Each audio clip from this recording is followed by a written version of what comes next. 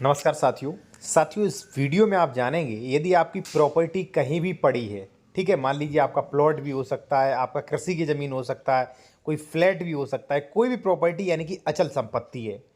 तो आप उस प्रॉपर्टी को किसी भी विवाद से, जो कि आजकल हो रहे हैं, अवैध कब्जा हो रहा है, कहीं कहीं किराएदार मालिकाना हक के लिए दावा कर रहा है, ठीक है, कहीं जो है पड़ोसी सह खातेदारक आपको परेशान कर रहा है, कहीं उसमें खातेदारक सह खातेदारक आपको परेशान कर रहे हैं।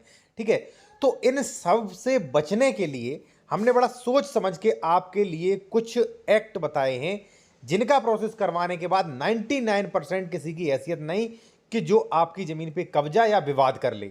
ठीक है, अब जैसे मान लीजिए आप, मैं कुछ सेक्शन बता दूं, सेक्शन 24 है, सेक्शन 116 है, सेक्शन 117 है, ठीक है ना, और मान लीजिए जो रेंट टेंडेंसी एक्ट है, उनके कुछ नियम आपको बताऊंगा और वो प्रक्रियाएं आप करवा लेते तो मुझे नहीं लगता 99% किसी की हैसियत है कि आपकी ज़मीन पे कब्जा या विवाद कर ले। ठीक है, तो क्या क्या है देखिए, अगर आपने प्रॉपर्टी खरीद ली है या खरीदने वाले, फिर भी ये जरूरी है आपके लिए। ठीक है, सबसे पहले साथियों मैं आपसे क्या बता दूं, आपको फर्स्ट पॉइंट कि प्रॉपर्टी के डॉक्यूमेंट्स कौन कौन से जरूरी हैं। देखिए, अगर प्रॉपर्टी को बचाना है तो डॉक्यूमेंट्स तो मेंटेन करके रखना पड़ेगा ना, तो कौन कौन से डॉक्यूमेंट्स रखें सबसे पहले, फिर आगे मैं और भी बताऊंगा भूमाफियाओं से कैसे बचाएं वो भी।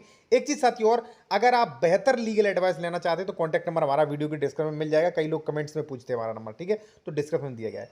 देखिए साथियों, यहां पे प्रॉपर्टी का मेन डॉक्यूमेंट्स जो होता है, सबसे मेन डॉक्यूमेंट्स वो होता है साथियों ट्रांसफर डीड। ट्रांसफर डीड जैसे मान लीजिए आपको संपत्ति हो सकता है दान पत्र से मिली हो सकता है वसीयत से मिली हो सकता है आपने खरीदी हो तो सेल डीड होगी।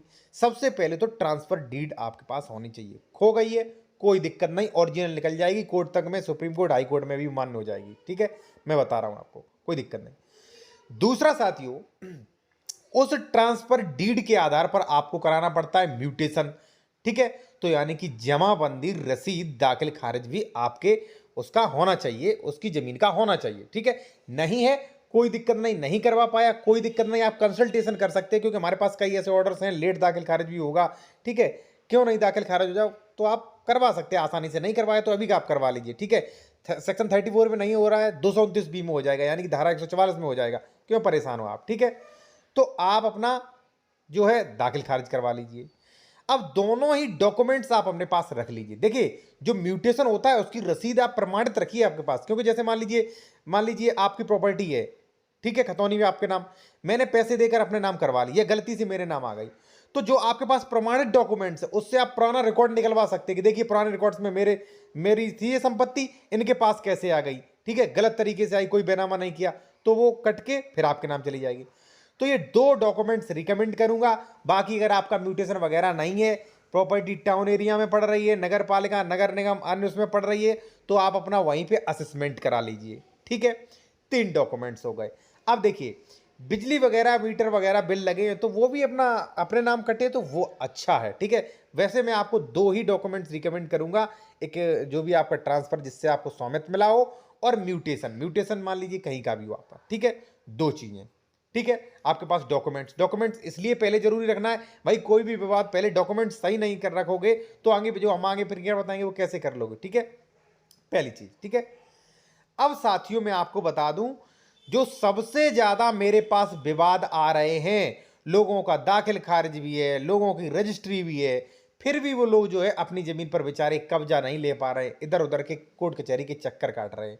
यकीन ना हो, आप प्रूफ ले सकते हैं। कई लोग हमसे ये कहते हैं सर आप जो है लोगों को डराते हैं। मैं डराता नहीं हूं, मैं आप लोगों को सावधान कर रहा हूं भाई। जब आप हॉस्पिटल में जाते तो वहां पे आप देखते ऐसा लगता है कि सब बीमार हैं, उसी प्रकार से जब आप हमारे चैनल पे आते तो ऐसा लगता है भाई बहुत धोखाधड़ी हो रही है और वास्तविकता में हो रही है। ठीक है, तो देखिए साथियों, जरूरी नहीं रजिस्ट्री दाखिल खारिज से आपको कब्जा मिल जाए, विवाद फिर भी हो सकता है। तो उसके लिए आप क्या करें, देखिए, विवाद केवल और केवल 3 तरीकों से हो रहा है। चाहे भले ही आपका दाखिल खारिज हो, रजिस्ट्री हो, फिर भी जमीन पे विवाद हो रहा है। हो सकता है जमीन आपकी बाद में चली जाए, या हो सकता है कब्जा ना मिला। ये हो क्यों रहा है, उसके लिए आपको क्या करना पड़ेगा, उसके लिए आपको करना पड़ेगा, एक तो खातेदारक विवाद करते हैं, कई मिनजुमला नंबर होते उनमें खातेदारक विवाद करते हैं, मिनजुमला नंबर नहीं होते उनमें सह खातेदारक विवाद करते हैं। तो खातेदार सह खातेदारक विवाद ना कर सकें उसके लिए प्रक्रिया क्या है, साथियों उसके लिए प्रक्रिया है धारा 30 नियम नंबर 116, धारा 116, 117 नियम नंबर 109। आपको थोड़ा समझने में वो होगी, कोई दिक्कत नहीं है, ठीक है ना, मैं आपको समझा दूंगा। और मान लीजिए आप कोई कंसल्टेशन करना चाहते हैं, या आपने कोई प्रॉपर्टी खरीदी है, डॉक्यूमेंट्स चेक करवाना चाहते हैं, या कोई प्रॉपर्टी खरीदने जा रहे हैं उसके डॉक्यूमेंट्स आप चेक करवाना चाह रहे हैं कि वो जमीन विवादित तो नहीं है, ठीक है, डबल रजिस्ट्री, अंश से अधिक विक्रय, धारा 116, 117 आदि, आप सारी चीजें बेहतर तरीके से चेक करवा सकते हैं, ठीक है। तो देखिए मैंने आपको क्या बताया, डॉक्यूमेंट्स आपने अपने पूरे रख लिए अपने पास, ठीक है।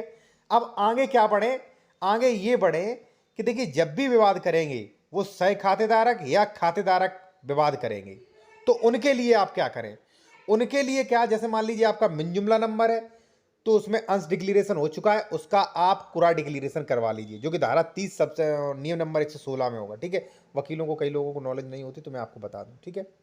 पहली चीज, तो जब आपका फाट डिक्लेरेशन हो जाएगा तो कोई दिक्कत नहीं होगी। अब जैसे मान लीजिए 250 है साथियों, यहां पे देखिए डिस्प्ले में 250 गाटर संख्या है, ये गाटर संख्या मान लीजिए 50 बीघा का है, आपका इसमें 5 बीघा आपने अपना घेर रखा है, ठीक है, 10 लोगों का है।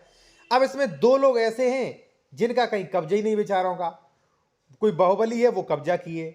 अब वो 2-3 लोग क्या देखेंगे कि ऐसा कोई इस गाटे में मिल जाए जो हमसे कमजोर हो, उसका कब्जे, उसकी जमीन पे हम कब्जा कर लें, तो ऐसे विवाद होते हैं। तो इसलिए अपना पहले ही अपना कुरार डिक्लेरेशन करवा लीजिए एक साइड। अगर कुरार डिक्लेरेशन हो गया, ठीक है, डिक्री जारी हो गई, आदेश हो गया, किसी की हैसियत नहीं आपको वहां से हटा ले, ठीक है। आप कह दोगे, लेखपाल को बुलाओगे, कानून को, एसडीएम को बुलाओगे कि सर हमारा नाप दीजिए, ये कुरारा पश्चिम साइड हरे रंग का, ये नाप दीजिए हमारा, ठीक है, तो ये विवाद खत्म हो जाएगा।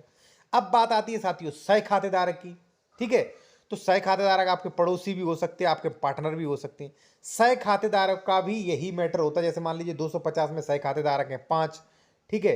अब एक का कब्जा नहीं है, 4 लोग कब्जा किए हैं और एक दबंग है उनमें से, वो ज्यादा कब्जा किए, ठीक है, तो उसने निर्माण भी करवा लिया, तो वो आएगा आपसे लड़ेगा। तो ऐसे विवाद करने के लिए फिर आपको 116, 117 में ध्यान रहे, जहां पे खातेदार है वहां पे नियम धारा 30 नियम 116, और जहां पे सह खातेदारक है साथियों वहां पे धारा 116 नियम 109, ठीक है। उसमें थोड़ा कंफ्यूजन हो रहा होगा आपको, हम मानते हैं, ठीक है ना। तो सीधा आप ये समझ लीजिए कि आपने डॉक्यूमेंट्स रख लिए, डॉक्यूमेंट्स रखने के बाद अपना बंटवारा अंश डिक्लेरेशन करवाएं, फिर आप अपना कुरा डिक्लेरेशन करवा लें, ठीक है। तो देखिए अब कोई ये नहीं कह पाएगा जमीन हमारी, क्योंकि डॉक्यूमेंट्स आपके। कोई ये नहीं कह पाएगा कि हमारा इधर नहीं इधर है, इधर नहीं इधर है, हमारा हमारा कम है, क्योंकि आपका कोटा कुरा फाट डिक्लेरेशन हो गया, ठीक है, अंश भी डिक्लेरेशन हो गया। कोई ये भी नहीं कह पाएगा आपका अंश कम है। इन चीजों से आप बच गए। अब एक चीज और हो सकती है, वो है साथियों सीमांकन, ठीक है, क्योंकि पड़ोसी वाला खेत वाला है, वो भी कभी आपको परेशान कर सकता है। तो उसके लिए क्या है, उसके लिए जब आप जमीन खरीद रहे हो ना, तब आप थोड़ा लेखपाल को या ये पता कर लीजिए लोकेशन उसी गाटे पे है कि नहीं, ठीक है। या मान लीजिए आप थोड़ा बहुत लेखपाल से नापी करा सकते हो, नहीं कराते तो कोई दिक्कत नहीं, ठीक है ना, कोरा जरूरी है, ठीक है। तो अब आप इन सभी धोखाधड़ी से बच गए, क्या, डॉक्यूमेंट्स के भी कोई सवाल नहीं खड़ा कर पाएगा, ठीक है, कोई आपकी जमीन पे कब्जा नहीं कर पाएगा, सह खातेदारक या खातेदारक, पड़ोसी गाटे वाला भी कोई कब्जा दिक्कत नहीं दे पाएगा, ठीक है ना। अब आप कहोगे सर बाहरी व्यक्ति ने कब्जा कर ली, मैं आपको बता दूं कि 100 केसेस में से एक भी केस ऐसा नहीं होता है, मैं आपको बता दूं, एक भी केस ऐसा नहीं होता है जिसमें कोई बाहरी व्यक्ति कब्जा कर ले। एक भी केस नहीं होता है 100 में से, 1000 में से 2 केस होंगे ऐसे। क्योंकि बाहरी व्यक्ति अगर कब्जा करेगा तो आप पुलिस को फोन कर दोगे, पुलिस एसडीएम आएंगे, उसे जेल डाल देंगे और उस पर जो है लाठीचार्ज भी करेंगे भाई। क्योंकि उसके पास तो ना डॉक्यूमेंट्स होंगे, ना वो ये कह सकता है कि सह खातेदारक, ना वो ये कह सकता है हम खातेदारक, ना वो कह सकता है हम पड़ोसी सह खातेदारक। तो वो किस बेसिस पे वहां टिक लेगा, दिक्कत हो जाएगी उसकी। साथियों अब आता है कि अगर आपने अपनी प्रॉपर्टी किराएदार को दी है तब वहां पे समस्या। देखिए सबसे पहले तो मैं एक चीज और आपको बेसिक चीजें बता दूं कि भाई जब भी आप प्रॉपर्टी खरीदते हो या कहीं भी प्रॉपर्टी आपकी पड़ी है, तो कम से कम 1 मंथ में, या आप पास रहते हो तो 15 दिन में, 10 दिन में आपको जरूर एक राउंड लगाना चाहिए। सबसे पहली चीज तो साथियों यही है, ठीक है। और मान लीजिए आपने किराया एग्रीमेंट दे रखा है, तो कोशिश करिए वहाँ पे लीव एंड लाइसेंस आप जो है बनवाने की कोशिश करिए। लीव एंड लाइसेंस में किराएदार को ज़्यादा अधिकार नहीं मिलते। अब मान लीजिए आपका कोई डाउट है, लीव एंड लाइसेंस का प्रोफार्मा लेना चाह रहे हो, तो हमारा कॉन्टैक्ट नंबर व्हाट्सएप नंबर जो है वीडियो के डिस्क्रिप्शन में आपको मिल जाएगा, ठीक है। आप मैसेज कर सकते हो, फीस बता दी जाएगी आपको, आप सुविधा ले सकते हैं, ठीक है। तो इतनी चीज़ें अगर आप फॉलो करते हो, और सबसे लास्ट में चीज़ मैंने बताई थी कि ज़मीन सरकारी तो नहीं है भाई। सबसे बड़ा दिक्कत यही है कि ज़मीन सरकारी तो नहीं है। तो देखिए, अगर आपने खरीद ली है तो अभी चुपचाप जाइए, आप CH-41 निकलवा लीजिए, देख लीजिए ज़मीन सरकारी तो नहीं। ज़मीन सरकारी है तो चुपचाप किसी को बेच दीजिए। और ज़मीन खरीद रहे हो तो ज़मीन सरकारी तो नहीं है, आप फिर भी उसका CH-41 निकलवा के अभी चेक कर लीजिए। अब आप कहोगे भाई खतौनी में तो है नहीं सरकारी। देखिए, खतौनी में सरकारी नहीं होगी, रजिस्ट्री में सरकारी नहीं होगी, लेकिन खतौनी बनती किससे है? CH-41 से। तो वही देख लो ना डायरेक्ट जाके। कई बार खतौनी में मिस्टेक हो जाती है, कई बार जो है मिस्टेक के बहाने लोग पैसे देकर तालाब की आरक्षित जमीन अपने नाम करवा लेते हो। तो CH-40 देख लीजिए आप, ठीक है। इतनी चीज़ें आपने देख ली, किसी की हैसियत नहीं कि आपकी ज़मीन पे कब्जा कर ली, ठीक है ना। मैं आपको बता रहा हूँ,